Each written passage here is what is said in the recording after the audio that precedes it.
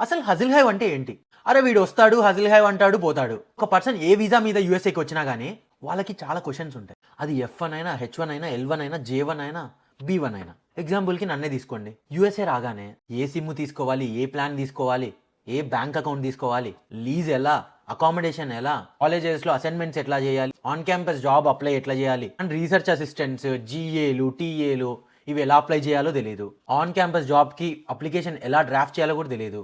And grad అయ్యాక OPT ఎలా apply చేయాలి, ఆర్ఎఫ్ఈ వస్తే ఏ అటర్నీతో మాట్లాడాలి, ఎలా నావిగేట్ చేయాలి, అది జాబ్స్ ఎలా అప్లై చేయాలి, స్టూడెంట్ ఉన్నప్పుడు ఏది తీసుకోవాలి, ఓపీటీ మీద ఉన్నప్పుడు ఏది తీసుకోవాలి, H1 మీద ఉన్నప్పుడు ఏది తీసుకోవచ్చు, గ్రీన్ కార్డ్ ఎన్ని టైప్స్ ఉంటుంది, EB1 EB2 EB2 NIW EB5 లేకుంటే గోల్డెన్ వీసానా, we get all the information and services or help at one place. అవి డిజిటల్ ప్రోడక్ట్స్ కావచ్చు, ఇండియాలో డైలీ న్యూస్ పేపర్స్ లాగా న్యూస్ లెటర్స్ కావచ్చు, పీడిఎఫ్స్ అవ్వచ్చు, వెబినార్స్ అవ్వచ్చు, ఇంకా చాలానే ప్రొవైడ్ చేస్తాం హజిల్ హైవ్లో. And we're launching a new wing as well. దాని గురించి లేటర్ రివీల్ చేస్తా. సో అమెరికాలో ఉంటే ఇది ఉంటే నా లైఫ్ సెట్రా అనుకోవాలంటే be part of hustle hive community.